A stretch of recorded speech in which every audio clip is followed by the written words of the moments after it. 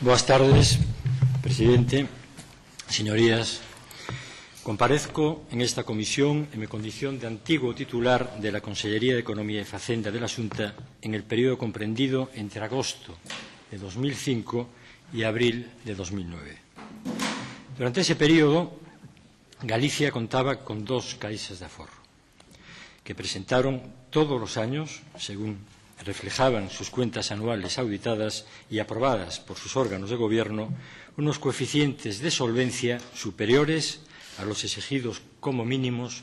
por su normativa reguladora. Ambas caixas, como es obvio, operaban en un contexto económico que en aquellos años era bien diferente al actual,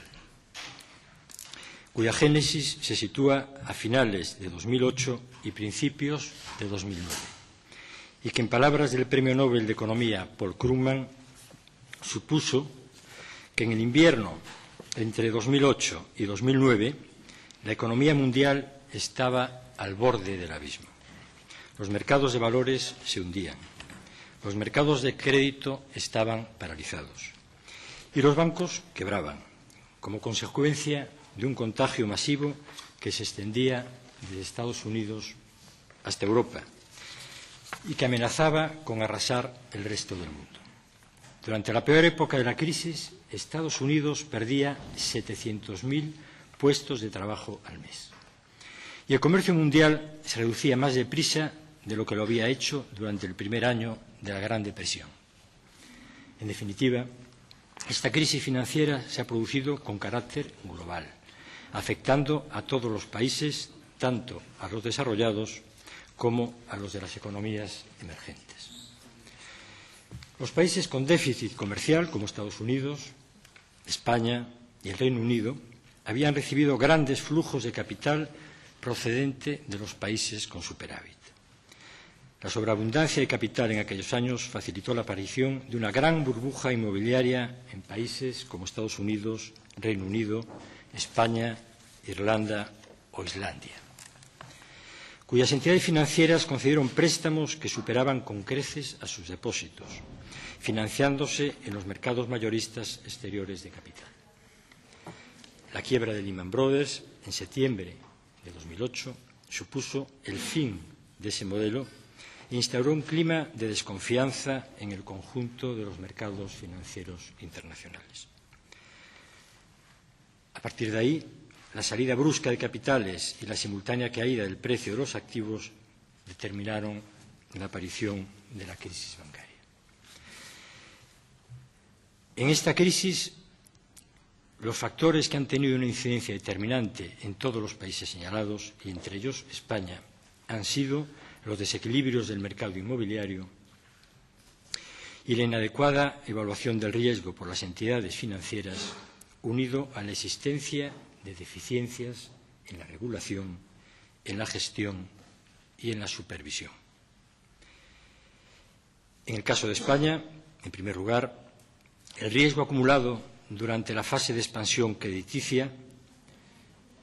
que se produce entre el año 1997 a 2007. En segundo lugar, la burbuja inmobiliaria, que se alimentó durante ese periodo y que fue fomentada especialmente por la reforma de la Ley del Suelo del año 1998, así como, en tercer lugar, la crisis financiera señalada, explican el origen de los problemas posteriores. En resumen, el alto endeudamiento y la pérdida de confianza de los mercados han sido las causas de la crisis posterior. Estos factores afectaron especialmente a la actividad de las cajas de ahorro, cuyos resultados, a partir del año 2010, pusieron de manifiesto la existencia de graves problemas, no solo de liquidez, sino también de solvencia. La paralización del crédito y la política de austeridad fueron, sin duda, factores determinantes de que la economía española entrara en una segunda recesión en el año 2012, lo que ha agudizado, a su vez, los problemas financieros. Como ya he tenido ocasión de exponerles, al final de mi responsabilidad de gobierno,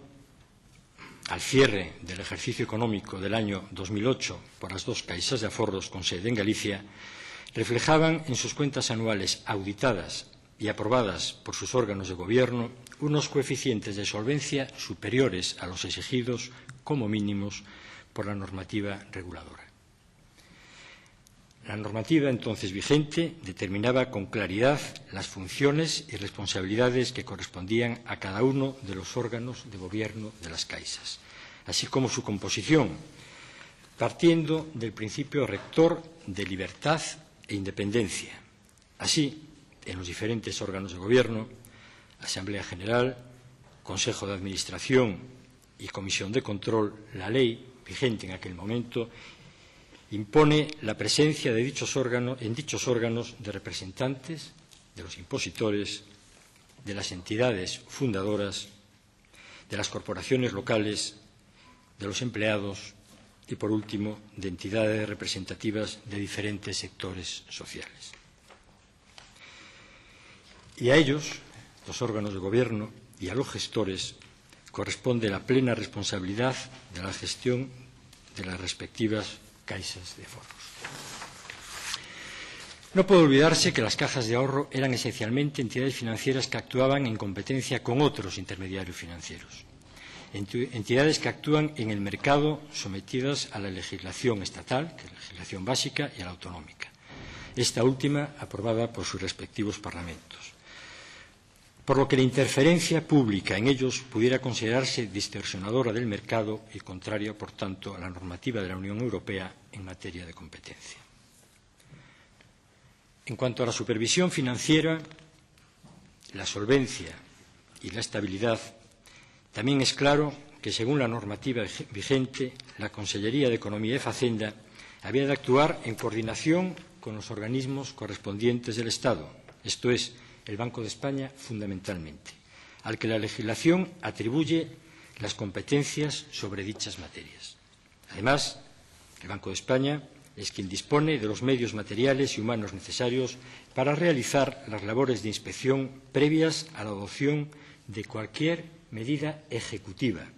tendente a salvaguardar la solvencia de las entidades de crédito, materia que es competencia del Estado a través del citado Banco de España. En este sentido, debo decir que el Banco de España no me expresó la existencia de preocupación sobre la solvencia y estabilidad de las dos caixas galegas. La Consellería, en aquella época, tampoco recibió en la Oficina de Reclamaciones quejas significativas de los clientes que indicasen un mal funcionamiento de las mismas. Respecto de la obra social o de la obra benéfico-social, recordar que en el ejercicio de las competencias que tenía atribuidas, la Consellería reorientó el destino y actividades a financiar con los fondos de la obra social. En este sentido, se formalizó un convenio con la Federación de Caixas de Aforros de Galicia, por el que se creó una comisión mixta para orientar y evaluar el destino de las actuaciones a financiar. El 50% de dichos fondos habrían de destinarse a actividades tales como la formación, la investigación y el desarrollo, el apoyo a sectores productivos, la asistencia social y el fomento del empleo. De otra parte, la Consellería dedicó especial atención a impulsar la existencia de créditos destinados a la financiación del tejido empresarial gallego, para lo cual formalizó convenios con instituciones tales como el Banco Europeo de Inversiones, el Instituto de Crédito Oficial, aportó fondos para la capitalización de las sociedades de garantía recíproca y estableció acuerdos con el conjunto de las entidades financieras que operaban en Galicia, entre las que se encontraban las dos caixas gallegas, en orden a facilitar el acceso a las distintas líneas de financiación. Para finalizar, quisiera resaltar que a partir de 2009 la crisis económica se manifiesta con toda su intensidad y, por tanto, a partir de esos momentos es cuando mejor se puede apreciar los efectos de las diferentes gestiones y medidas adoptadas por los responsables políticos y por los responsables de gestión de las caixas. No obstante, no quiero caer ahora en el llamado sesgo retrospectivo, que, como todos ustedes saben, consiste en que una vez que conocemos lo acaecido, tendemos a sobrevalorar la probabilidad de haber predicho o vaticinado lo que finalmente ocurrió. Muchas gracias, señor presidente. Quedo a su disposición para contestar a las preguntas que estimo oportunas.